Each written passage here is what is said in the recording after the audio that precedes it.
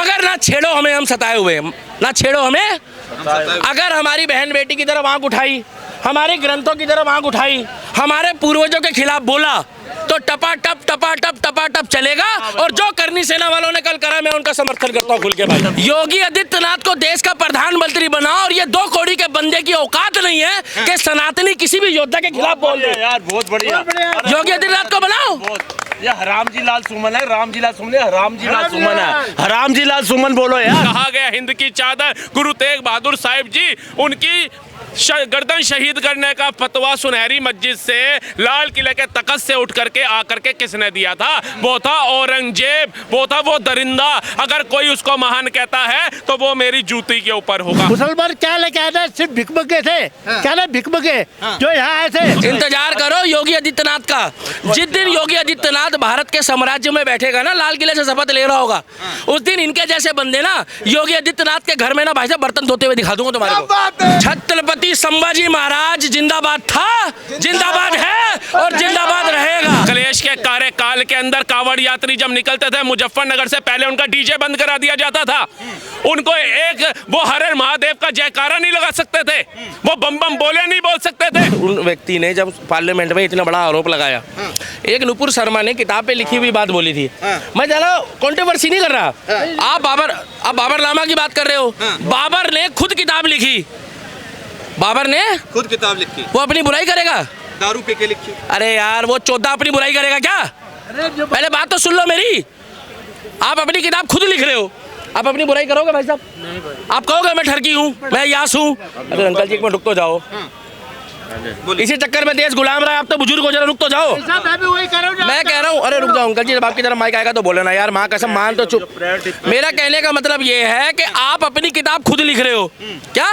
आप अपनी किताब। एक नुपुर शर्मा ने बात बोली थी, वो आज तक कमरे से बाहर नहीं निकली, बिना सिक्योरिटी के घर से बाहर नहीं निकली। अरे वो स्नान करने गई है ना अभी उसमें महाकुंभ में, तो भी सिक्योरिटी लेके करने गई है। काहे का बेटी बचाओ और बेटी पढ़ाओ वाला देश चल रहा है। और दूसरी बात सुनो, पहले अभी आप बोलोगे नहीं, मैं बोलूंगा, आप सुनोगे। पहले सुन लो चुपचाप, अगर सुनवाना है तो। अपना मत बोलते जाओ बीच बीच में जी जी ये वो, जिसको बोलो उसको। जो कौन है वो बंदा जो उल्टा सीधा बोल रहा है, वो क्या नाम है? राम। पहली बात तो उसके नाम में राम आ रहा है, राम में राम आ रहा है भाई साहब। गाली देने का भगवान राम है हमारे, हम नाम ऐसा रखा हुआ है। देखो मेरी बात सुनो, 100 बात की एक बात ये है, ये मोदी जी को देश का प्रधानमंत्री काहे के लिए बनाया? देश चलाने के लिए। अरे यार देश चलाने के लिए बनाया। लॉ एंड ऑर्डर किसके हाथ में है?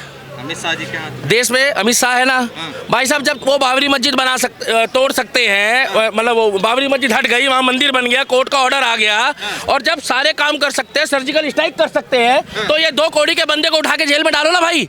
और अगर तुमसे नहीं समझ, चलो यार तुम बोल लो यार। मैं आपसे जानना चाहूंगा, कह रहा हूँ मैं बात न्यूट्रल कर रहा हूँ। अपनी पत्रकारिता तो तब करो ना, या तो तुम बोलने आए तो बोलो। ठीक है आप बोले ना, मैं सुन तो रहा हूँ, बोले तो सही। योगी आदित्यनाथ को देश का प्रधानमंत्री बनाओ और ये 2 कौड़ी के बंदे की औकात नहीं है कि सनातनी किसी भी योद्धा के खिलाफ बोल दे। यार बहुत बढ़िया, योगी आदित्यनाथ को बनाओ। ये हरामजी लाल सुमन है, रामजी लाल सुमन है, हरामजी लाल सुमन है, हरामजी लाल सुमन बोलो यार। ये हरामजी लाल है। हम लोगों को बार बार बाबा साहब अम्बेडकर के संविधान को पूछते हैं। मैं बार बार कह रहा हूँ, बाबा साहब अम्बेडकर के संविधान को। अगर संविधान से हटकर हम लोग बात करें ना चचा, हाँ किससे? संविधान से हटकर, तो हमारे ही काल में महाभारत हुई थी। बिल्कुल सही बात। चाहे भाइयों के चक्कर में हो गई थी ना। अरे भाई साहब संविधान से देश चल रहा है। अरे तुम किसी के धर्म को क्यों ठेस पहुंचा रहे हो? किसी के पूर्वज को क्यों गाली बक रहे हो? अब शब्द बोल रहे हो। इंतजार करो योगी आदित्यनाथ का, इधर उधर मत देखो, अभी नहीं आया योगी। तुम भी सोच समझ के सवाल पूछोगे, क्योंकि पत्रकारों के ऊपर भी जो है ना फिर थोड़ी बहुत लगाम रखी जाएगी। इंतजार करो योगी आदित्यनाथ का। जिस दिन योगी आदित्यनाथ भारत के साम्राज्य में बैठेगा ना, लाल किले से शपथ ले रहा होगा, उस दिन इनके जैसे बंदे ना योगी आदित्यनाथ के घर में ना भाई साहब बर्तन धोते हुए दिखा दूंगा तुम्हारे को। ये क्या इनकी 2 कौड़ी के बंदों की औकात बनाई कांग्रेस ने?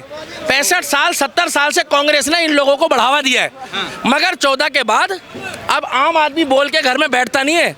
याद है उत्तर प्रदेश में 8-10 लोगों ने कभी हिंदुओं को उल्टा सीधा बोला, एक योगी को उल्टा सीधा बोला था, 3 दिन बाद उसका हाल देखा क्या हुआ? धोबी का कुत्ता ना घर का ना घाट का। और जो करनी सेना वालों ने कल किया है भाई साहब सुन लो, मैं कभी भी अगर कोई तोड़ फोड़ करता है, टूट फूट करता है, किसी के अगर सामान में आगजनी करता है तो मैं उसके खिलाफ होता हूँ, मगर ना छेड़ो हमें, हम सताए हुए, ना छेड़ो हमें। अगर हमारी बहन बेटी की तरफ आंख उठाई, हमारे ग्रंथों की तरफ आंख उठाई, हमारे पूर्वजों के खिलाफ बोला तो टपा टप चलेगा। और जो करनी सेना वालों ने कल करा, मैं उनका समर्थन करता हूँ खुल के। भाई साहब, आप लोगों ने कम करा, मैं आपसे नाराज हूँ।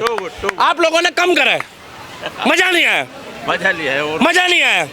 मैं तो कह रहा हूँ भगवान कसम, जिसने ये बोला है ना, मैं उसका नाम बार बार इसलिए नहीं लेता कि उसके नाम में राम आ रहा है। दीपक भाई एक बार रुक जाओ, चाहूंगा उसके लिए मैं आपको रोकूंगा। एक सेकंड, देखिए औरंगजेब को महान मानते हैं, रुके ना, मानते हैं वो तो भक्त है। देखिए वो जैसे औरंगजेब को महान मानते हैं। अरे वो भक्त तो गए, अब कैसे करके पिटवा के मानेगा क्या सबको? यार कैसा आदमी कह रहे वो महान मांगते हैं, वो भक्त गया? बिल्कुल महान मानते हैं, बाइट पे बोल के गया है। छत्रपति संभाजी महाराज जिंदाबाद था, जिंदाबाद है और जिंदाबाद रहेगा। यहाँ छत्रपति संभाजी महाराज और छत्रपति शिवाजी महाराज के वंशज खड़े होकर बोल रहे हैं। और जो औरंगजेब को महान मानता था, जो आप बोल रहे हो, वो आप बोल रहे हो ऐसे। कहाँ जा रहे हो दीपक भाई? अरे वो चला गया, चले गए, भाग गए, पीठ दिखा गए। अभी तो वो यहाँ खड़ा है क्योंकि मोदी है देश का प्रधानमंत्री। क्या मोदी है देश के प्रधानमंत्री? मैं बता रहा हूँ, यही बंदा जो है ना मुंह छुपा के घूमेगा। बार बार बोल रहा हूँ, लिस्ट बन रही है।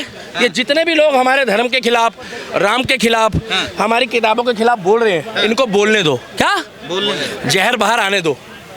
इनका एक ही इलाज है, इनका क्या इलाज है? योगी आदित्यनाथ। अगर लॉ एंड ऑर्डर को मेंटेन करने के लिए कोई बात कह रहा है तो उसमें मिर्ची लगने की आवश्यकता क्या है? छतों के ऊपर आप करोगे, आपके इधर भी हिंदू रह रहा है, उधर भी हिंदू रह रहा है, वैसे आप भाईचारे की बात करते हो। आपको किसने कहा है कि भैया उसके भी कानों में चीख चीख करके बोलो? इतना मुसलमान आप अपने घर की छतों पे भर दोगे, क्या आप मिसाल देने के लिए भरोगे? ये आज जो हिंदुओं की एकता है ना, वो बौखलाहट पैदा कर रही है। क्यों? 1925 में आरएसएस की स्थापना हो गई थी, तब हिंदू आरएसएस के साथ खड़ा नहीं हुआ। पंडित जवाहरलाल नेहरू देश को बंटवारा करा दिए, लेकिन तब भी हिंदू जो है वो किसी हिंदू संगठन के साथ, आरएसएस के साथ खड़ा नहीं हुआ। इंदिरा गांधी जी का काल आ गया, तब भी हिंदू आरएसएस के साथ खड़ा नहीं हुआ। मदरसा दे दिया गया, हिंदू शांत रहा। शरिया दे दिया गया, हिंदू शांत रहा। मुस्लिम पर्सनल लॉ दे दिया, हिंदू शांत रहा। सेकुलर शब्द लगा दिया, हिंदू शांत रहा। आपातकाल लगा करके सबको जेलों में डाल दिया, हिंदू शांत रहा। पहले संसाधनों में पहला हक दे दिया, हिंदू शांत रहा। माइनॉरिटी के नाम पर तमाम योजनाओं का लाभ एक अलग समुदाय को दे दिया गया, हिंदू शांत रहा। मंदिर तोड़ते रहे, हिंदू शांत रहा। लव जिहाद करते रहे, हिंदू शांत रहा। हमारे सनातन धर्म के मंदिरों में मूत्र विसर्जन तक करते रहे, हिंदू शांत रहा। खाने और पीने की चीजों पे मूतते रहे, हिंदू शांत रहा। अगर आज हिंदू एक हो गया तो इनको मिर्ची लग रही है। आज हिंदू कटे और बटे की राजनीति से बाहर निकल गया तो इनको मिर्ची लग रही है। आज हिंदू जात पात को छोड़ करके भाई भाई बन करके आ गया सामने तो इनको मिर्ची लग रही है। कहीं ना कहीं ये उदाहरण राणा संगाजी महाराज वाला तो नहीं है, जो कटाश किया था एक बेदिमाग आदमी ने और तमाम सनातनी एकत्रित हो गए थे। रामलाल सुमन जी की बात बिल्कुल करूंगा। करनी सेना गई है, कोई हिंदू समाज कौन नहीं गया? मैं गया हूं, दिखाऊं फोटो? मैं गया हूं, दिखाऊं? मेरे साथ 200 लोग थे। और उनमें क्या फर्क रह गया? वो पथराव कर रहे हैं, आप भी वहां जाके चेयर तोड़ रहे हैं, उनके घरों गाड़ियों के शीशे तोड़ रहे हैं। फर्क बता देता हूं आपको। नागपुर के अंदर अगर उन्होंने हिंसा करी तो उन्होंने बेल मार के नहीं पूछा किसी हिंदू घर के अंदर कि आप सेकुलर तो नहीं हो, आपकी गाड़ी छोड़ देता हूं। दूसरे घर में बेल मार के नहीं पूछा कहीं आप गंगा जमुना तहजीब वाले तो नहीं हो, आपका घर छोड़ देता हूं। तीसरी जगह बेल मार के नहीं पूछा कहीं आप भाईचारे वाले तो नहीं हो, आपकी दुकान छोड़ देता हूं। सबकी दुकानें स्वास्तिक देख करके, गणपति की मूर्ति देख करके तोड़ी गई, गाड़ियां फोड़ी गई, दुकानें जलाई गई। भाईचारा कहां था? कल अगर करनी सेना वहां पहुंची, तमाम हिंदू समाज एकत्रित हुआ तो उस सुमन के घर के अलावा, उस सुमन के घर, वो खान साहब के घर से ही पथराव हो सकता है, लेकिन वो साहब नहीं है। देखिए ये गलत कह रहे हैं आप। और कौन? एक दलित समाज के इसलिए पथराव हुआ उनपे। आपको राजपूत समाज से होते या ब्राह्मण समाज से होते ना तो पथराव नहीं होता। कौन राजपूत ऐसे ऐसे राम गोपाल यादव? राजपूत समाज कौन? ब्राह्मण समाज कौन? ठाकुर समाज कौन? दलित समाज कौन? वैश्य समाज कौन? जैन समाज कौन? दलित समाज बताइए। समस्त हिंदू बोलिए आप। आप जातियों में बांटे छोड़िए। आप मुसलमान को बोलते हो वो सुन्नी रामलाल जी जो सुमन जी हैं वो एक दलित समाज है। हाँ, उनका नाम कोड़ी का इंसान है जो हमारे राजाओं के ऊपर, हमारे योद्धाओं के ऊपर टिप्पणी करता है। उसको जी लगाना पहले छोड़ दो। ये जी के कारण ही जी का जंजाल आज हमारे गलों में पड़ गया। ये जी जी जी हजूरी करते करते, ये हजूरी शब्द किसी और का था, ये हमारा नहीं था। हमारा धर्म हमारे को सिखाता है इज्जत दो, इज्जत लो, लेकिन कहीं पर ये नहीं दिखाया गया कि कोई गांधी जी तुम्हारी तरह गाल पे थप्पड़ मारे तो दूसरा आगे कर दो। ये राणा सांगा के साथ जो हमारे समस्त सिंधियों ने एकत्रित होकर के दिखाया, वो एक मैसेज था कि अब सनातन धर्म अपने धर्म के विरोध बोला उन्होंने, क्या गलत बोला? बाबरनामा में नहीं लिखा हुआ? क्या लिखा है बाबरनामा में? बाबरनामा में साफ लिखा हुआ है सर। ये विज्ञान से सिद्ध है कि बरसात के मौसम में जब बिजली कड़कती है तो मक्खी मच्छर का जो गर्भ होता है ना, वो गिर जाता है। जिस दिन योगी आदित्यनाथ लाल किले से गरजेगा, ऐसे टिड्डे मिड्डे जो है ना, सब साफ हो जाएंगे। अच्छा, मगर मैं आपसे जानना चाहूँगा, राणा सांगा जैसे बाबरनामा में तो लिखा हुआ है ना ये चीज़, उसको तो झुटला नहीं सकते ना सर? आप बाबर को मानते हो? बाबर था नहीं, बाबर मैं देखो पढ़ाया तो गया ना स्कूलों में, या तो पढ़ाने को, लेकिन आज प्रेजेंट स्थिति में क्या कर रहे हो आप? आज प्रेजेंट स्थिति में हम कहाँ पर हैं ये जानते हो? बदलता भारत है, मानते हो? सोच समझ लोगों की बढ़ चुकी है, मानते हो? एजुकेटेड हो रहे हैं लोग, मानते हो? आप उस काल की बात कर रहे हो जब लोगों को गा के बाद धा नहीं पता था और का के बाद खा नहीं पता था। वो जो उन्होंने पढ़ा दिया, हाँ महान है, लेकिन अगर कोई महान है तो उसकी महानता का एक आधा उदाहरण भी तो दोगे। या आपने तो किताबों में पढ़ाया 1600 ईस्वी में वो युद्ध लड़ा, 1700 में ये युद्ध लड़ा, 1800 में वो युद्ध लड़ा, लेकिन वो युद्ध लड़ा किसके खिलाफ? हमारे ही राजाओं के खिलाफ, हमारे ही हिंदुओं के खिलाफ। और क्यों लड़ा? उनकी संपत्ति हटियाने के लिए, उनकी रानियां हथियाने के लिए, हिंदू बहन बेटियों के साथ दुष्कर्म करने के लिए और धर्म रूपांतरण कराने के लिए। उनका उद्देश्य क्या था? आप बताइए। आज छावा मूवी आ गई संभाजी महाराज के बारे में, जब हमें पता चल गया तो लोग कहते हैं भैया स्क्रिप्ट लिखी मूवी के ऊपर क्या देश चलेगा?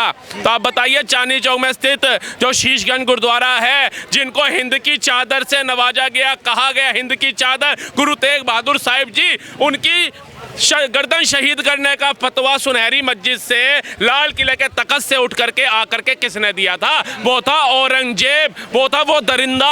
अगर कोई उसको महान कहता है तो वो मेरी जूती के ऊपर होगा। हजारों मुसलमान महान कहते हैं, यूपी हो, महाराष्ट्र हो, बिहार हो, कहते हैं औरंगजेब को महान। एक बात बताओ, अच्छा वाला वो औरंगजेब कब्र में सो रहा था, पतासा भी खा रहा था, धूपबत्ती का धुआं भी, ये अब्बू आजमी गया उठाने के लिए, उड़ता तीर इसने लिया, अब पिछवाड़ा इनका लाल होगा, दूसरे का होगा? आप बताओ, आप बताओ, आप बताओ। अगर मराठा नागपुर के अंदर महाराष्ट्र में सारे इकट्ठे हो गए, अब ये बोर्ड लगा दिया बायकॉट का वहां पे सभी मराठियों ने कि भैया इनका बायकॉट कर दो। इन्होंने ये नहीं सोचा कि नागपुर के अंदर एक पुलिस वाला डीसीपी रैंक का जो पद पे बैठा है, एक बच्चे के हाथ में कुल्हाड़ी से वार कराया जाता है।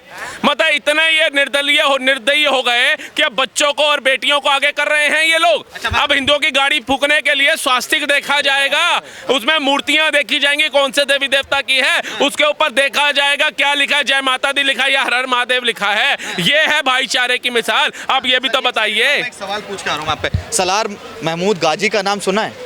उसकी बहराइच में उसकी वो कबर है, और संभल में मेला भी लगता है, संभल में उसका मेला लगता है, कई बरसों से लग रहा है। क्यों नहीं लगने दे रहे भाई? मुसलमानों की आस्था जुड़ती है उससे। क्यों लगने देंगे? महाकुंभ पे प्रश्न चिन्ह उठाने वाले उस गाजी के मेला में एकत्रित होंगे। कौन था वो गाजी? उसका इतिहास बताइए पहले आप हमें। कौन था? मतलब भारत के अंदर औरंगजेब के मेले लगेंगे, बाबर के मेले लगेंगे, हुमायूं के मेले लगेंगे, है ये गाजी वाजी के मेले लगेंगे, लेकिन प्रयागराज के ऊपर कटाक्ष करी जाएगी। आप बताइए, कावड़ यात्रियों के ऊपर कटाक्ष करी जाएगी, है दुर्गा पंडालों के ऊपर, गणेश पंडालों के ऊपर कटाक्ष करी जाएगी।